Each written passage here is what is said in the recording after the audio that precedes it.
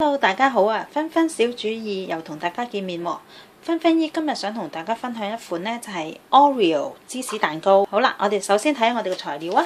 300ml 忌廉，150個 gram cream cheese， 呢度有7塊嘅 Oreo 餅乾，另外3湯匙砂糖，1湯匙魚膠粉。呢度有啲 mini 嘅 Oreo 餅乾，愛嚟裝飾用嘅。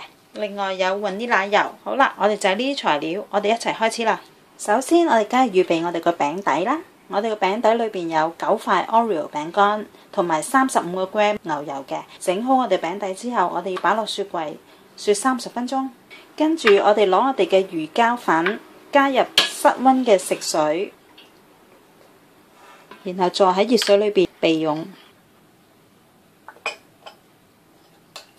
跟住就係處理我哋嘅淡忌廉。我哋要打淡忌廉5至6分鐘，打到6成起身到啊！打到奶色狀就已經可以㗎喇喎。跟住我哋就攞我哋個 cream cheese， 已經擺喺室溫大概1個鐘頭。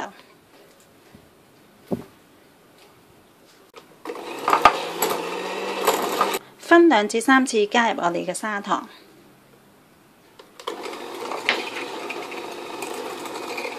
呢個步驟千祈唔好心急啊！我哋個蛋糕滑唔滑就係靠呢個步驟噶啦。慢慢再加入我哋嘅砂糖啦。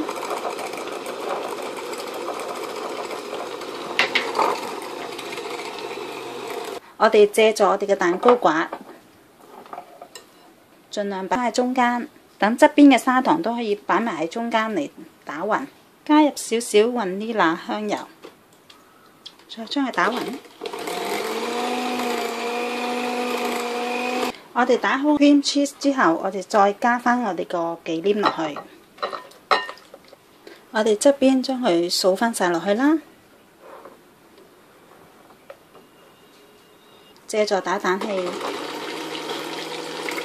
一定要打到冇晒粒粒啦。嗱，好似而家好似咁樣 milkshake 咁呢，就已經可以啦。跟住我哋轉用膠刮。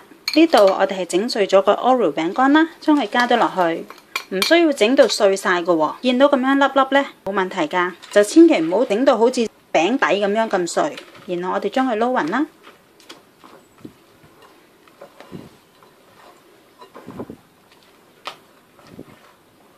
撈勻咗之後，最後我哋就係加我哋嘅魚膠溶液，咁我哋就可以倒落餅模㗎啦。最後加我哋嘅魚膠溶液啦。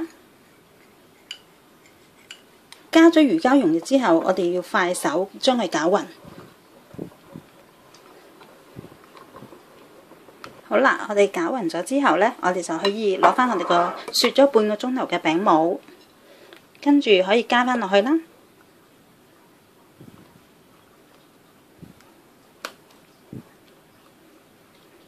呢個係個6寸嘅餅模喎。跟住將佢鋪平啦。